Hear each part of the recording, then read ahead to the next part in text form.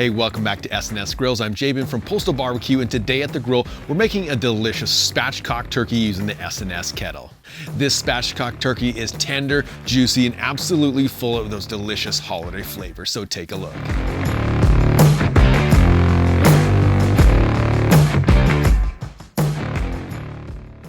As I said, welcome back to SNS Grills. I appreciate you being here. If you haven't yet hit that subscribe button as well as that notification bell, make sure to do so for more great barbecue recipes just like this one.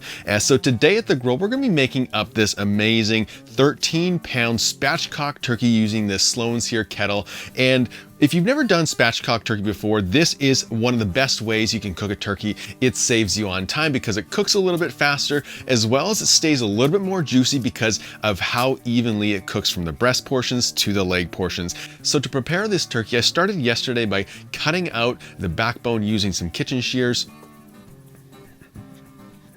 Once the backbone was removed, I then snipped the wishbone just to help make crushing this turkey a little bit easier. And then I flipped the turkey over and pressed down firmly on the breast portion to fully crack through that wishbone, making this turkey lay completely flat.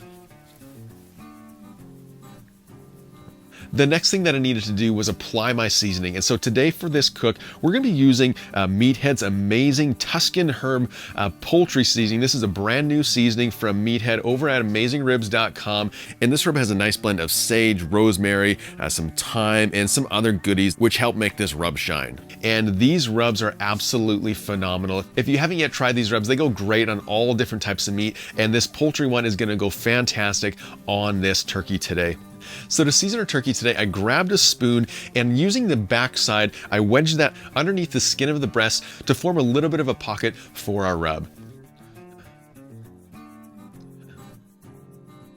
Next, I took our barbecue rub and I placed it underneath the skin of the breast, and this is going to add a little bit of extra flavor directly on the meat.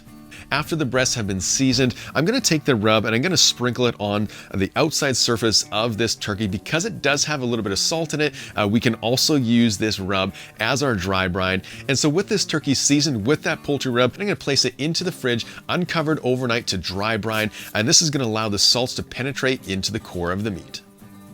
So with our turkey dry brined overnight using that Meathead's amazing Tuscan herb poultry rub, the last step that I'm going to do is I'm going to inject it with some unsalted butter. Remember, the rub that we're using today has some salt in it, and so we don't want to use salted butter in this injection.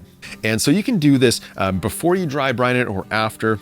And so what I'm going to do is I'm going to take this and I'm going to go into the breast. I'm going to start there and just going to press it all around. And this is going to add a ton of extra flavor and moisture to this turkey as it cooks.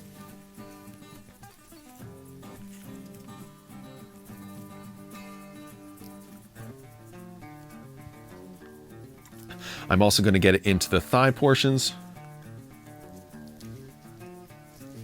as well as that drumstick. Then lastly, I'm going to take my barbecue rub and just touch up the outer surface of this turkey. There we go. And so with our turkey all prepared and ready to go, let me show you how I set up the Sear kettle for cooking around 325 degrees. All right, so today we're going to be using the Sear as well as the dripping griddle. And I'm going to start by placing about a half a chimney basket of unlit briquettes into the bottom of the Sear. And then I'm going to fill up my charcoal basket about halfway full and get those coals fully lit. Once they're fully lit, I'm then going to dump them on top of those unlit briquettes, and then I'm going to close the lid and adjust my top vent about halfway open as well as my bottom vent fully open. All right, so with our temperatures sitting at 325 degrees, let's go ahead and get this spatchcock turkey onto the grill opposite the coals.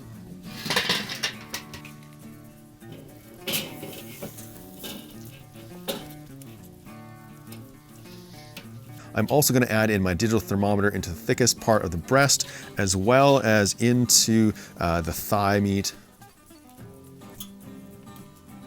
There we go. And then lastly, I'm going to add in a couple pieces of hardwood for smoking. Today I'm going to be using cherry wood. There we go. And so with everything on the grill, I'm going to close up this lid and we're going to begin smoking this turkey at 325 degrees. And it's probably going to take a couple hours. So what I'm going to do is I'm going to come back about halfway through to monitor the color formation as well as to make sure it's cooking evenly.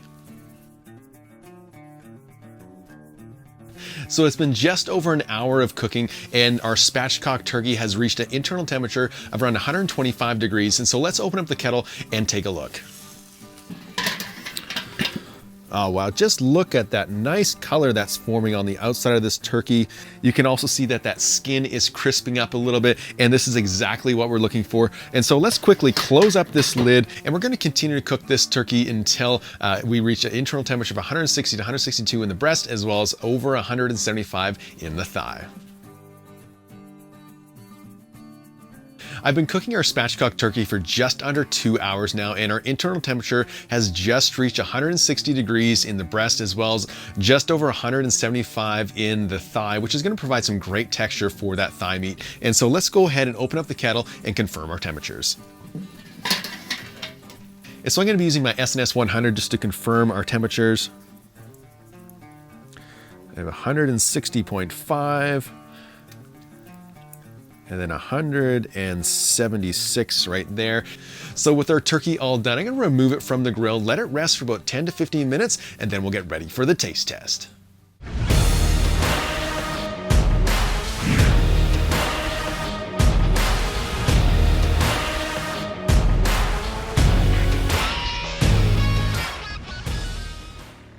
As I said, this spatchcock turkey only took about 2 hours from beginning to end to get to this point. The color is absolutely phenomenal and the aroma is so great back here. And so what I'm gonna do is I'm gonna cut a slice out of the breast and go for a taste test. All right, I'll move this off to the side. And wow, just look at all of the juices in here. This is unreal.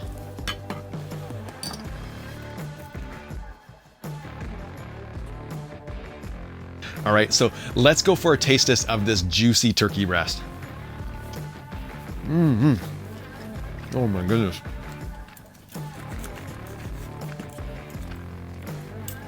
That is so good.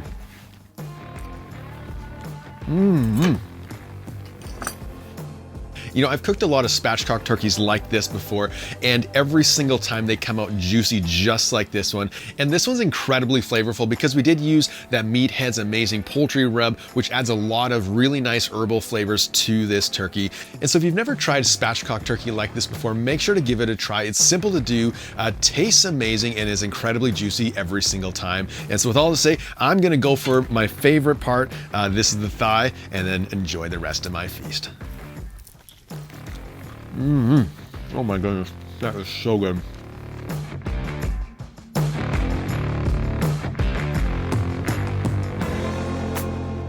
So that's how you make that incredibly delicious, tender and juicy spatchcock turkey using the SNS kettle. I hope you give it a try, and remember, 2 zones are better than 1.